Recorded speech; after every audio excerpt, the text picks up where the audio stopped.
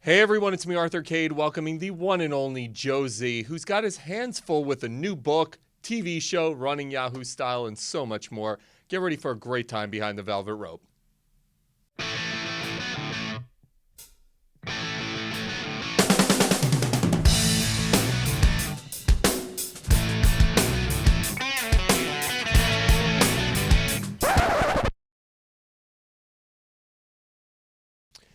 Hey everyone, it's me, Arthur Kade, one of my favorite all-time people, Josie. I was just talking to you. I'm like, so you have this project, that project, this project. I'm like, when do you have time to sleep, dude? I just don't get it. Sleep is overrated. The other day I said to someone, and now they all throw it back in my face, but I was like, sleep is for the weak. that like quote, Josie, sleep is for the weak. I know it's going to come back to haunt me at some point, but yeah, no, I don't mind a little sleep.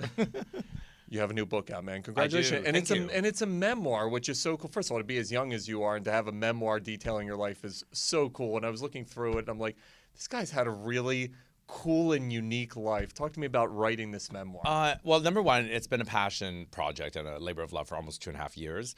And every time the word memoir comes up, I go, ooh. And not for any other reason, because I'm like, I'm not Hillary Clinton. I'm not like Abraham Lincoln. Why do I have a memoir?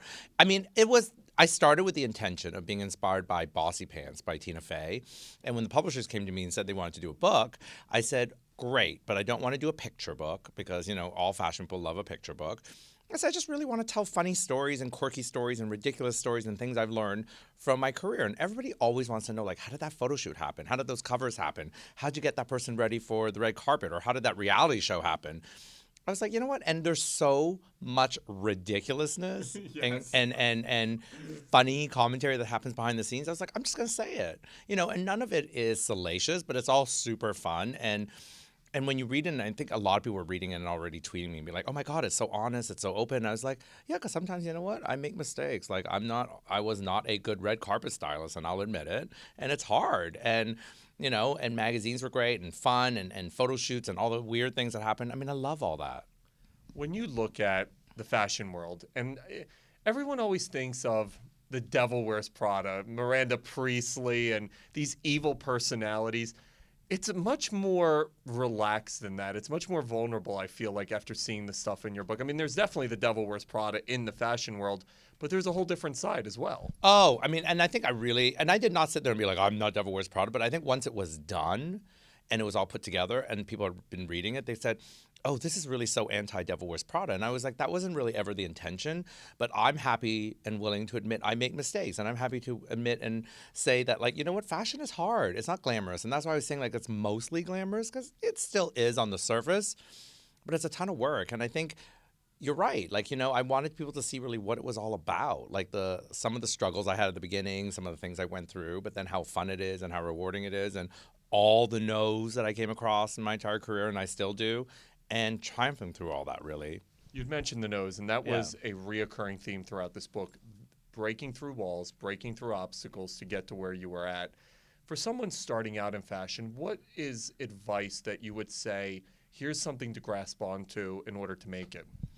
Well, I think for anyone starting out really in any business, but most particularly in fashion, I think everyone's is always going to say, well, that's not possible. And that's not going to happen. And that's not really realistic. And it might not be for them, but I don't think that should be something that people should take away for themselves. I think if it's your dream and it's the thing that you want to do, you have to persevere and you have to give it a try. You don't know until you try. Like when I graduated in 1992 and I wanted to be a fashion editor. And I remember a friend of mine said, oh, come meet this guy I know, and he works in the fashion industry and he can help you. And the first thing he did was said, oh, I think you need to just rethink this. You're not a girl. He's like, you're not a girl. You're not blonde. You don't come from a privileged family.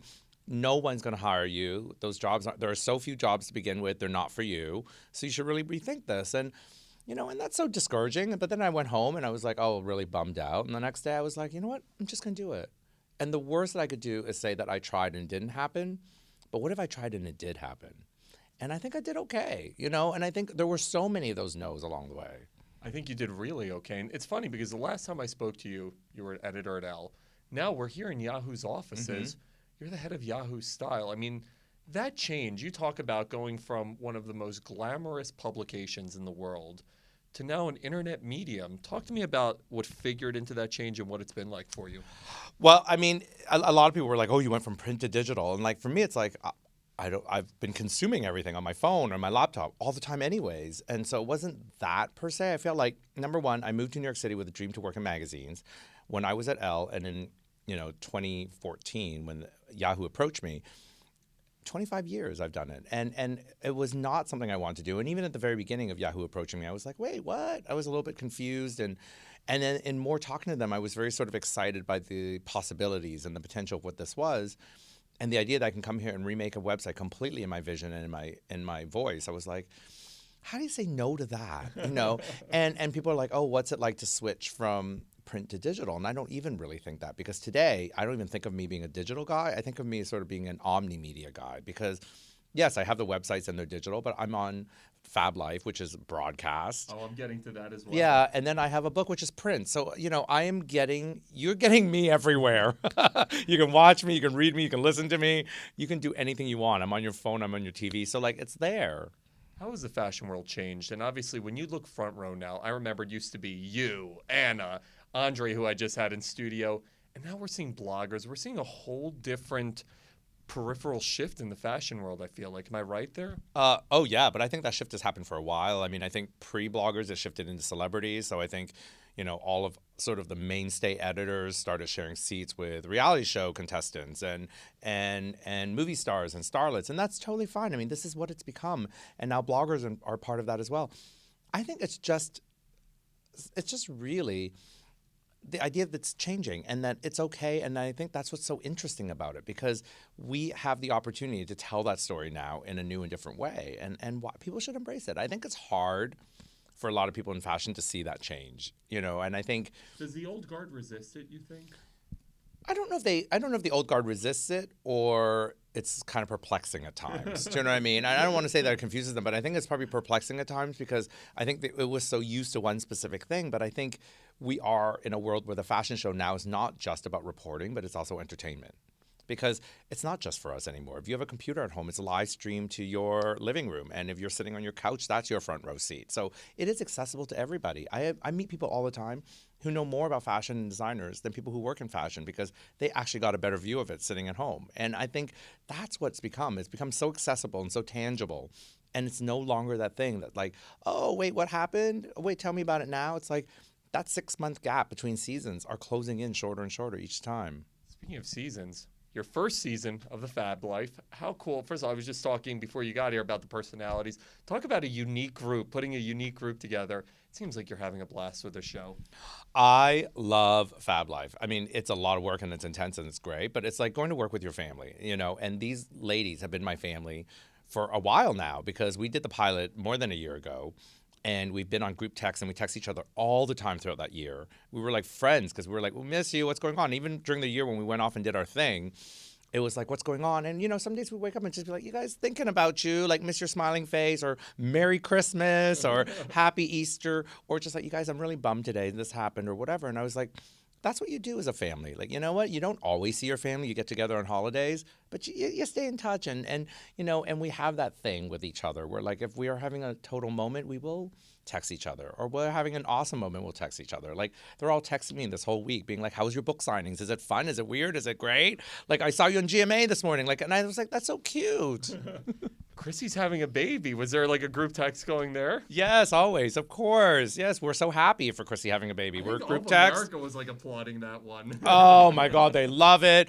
Well, and she's been so public about their struggles with having children and IVF, and that was a really big moment for us at Fab Life, and it was an unexpected moment for us at Fab Life. So America got to share in their moment during that time, and I think it's just so much more exciting, because I think they were so honest and so open to everyone, and I think people are so much more excited for that in particular. But no, she's an awesome person, and her and John are going to be the most incredible parents. I've asked them to adopt me for as long as I've known them. I want to be a legend as well. Yeah, I've been asking. I was going to be Joe Legend, but I was like, but now they don't need to adopt me; they have their own. So when you put the book together, is there ever, I would be so fearful. I'm always so, living on camera, it's one thing to have your on camera personality, but I would be so fearful to share my inside stories of life, because life on the red carpet, you see the good and the bad. Was there ever any fear of saying, here's what happened, or here's the comical part of my life? There wasn't that fear of that per se. I think I was just more, I did not want to come off preachy. I didn't really want to come off and be like, oh, this is the, world of fashion. I just wanted to be honest. And like, if I am on the red carpet, I'm geeking out half the time because I was like, oh my God, I'm talking to like, Cher, Madonna. I'm talking to, Taraji Henson. Like, I'm just like those things. Like, I still geek out, and and I still geek out about a lot of things. I geeked out that I was on The View this week. Like, and like those kinds of things. I'm just honest about. Like, I'm never going to pretend I'm too cool for school because I was never that person. And I always think like, I am happy and grateful for all those things. So no, I was never worried about that. I was just worried about that I didn't come off being preachy, like, oh, this is how I did it, so you should do it this way. I feel like the book is much more about, like, this is what I did, so take with it what you will. I ran into you at FIT earlier this week for a book signing, and there were kids sitting there waiting for you. You're getting to that point in your life where you're now an ambassador, an icon for this younger generation. It's got to be such a rewarding feeling knowing that there are people in their teens and 20s who are looking up to Josie. I feel like, and it was awesome for me to go back to FIT, and the first thing I said to them was I was them, and not just because I went to FIT, but I would skip class because I knew some big editor was coming to speak, because I would want to listen to them, because I knew that one day I want to try to be them. And I was like, I looked out and I was like, I know you guys want to be me. And you guys can be. That's the whole thing. You guys can even be bigger than me, better than me, and all those things. And all of that is possible. And yeah, I mean, listen, and it's not that I want to be an icon or ambassador, but if I can help them and pay it forward, I absolutely will. I mean, all of the breaks that I got in my career, I would love to give them breaks. I would like to help them any way I can. I mean, I can't be everybody's like human resources director, but I can certainly help them with advice, help them with things I've learned, help them with stuff I've made mistakes with. Dude, you're awesome. Congratulations Oh, on everything. thank I really you. don't know how you sleep, but you're one of the good guys in this business, and to see all the success you're having, and I think you're also a pioneer, and Katie Couric is doing the same thing with Yahoo. I think you guys moving to a platform like this is just instrumental, and it's providing inspiration for other personalities to do the same thing. Oh, well, thank you so much. Congratulations on everything. Thank you.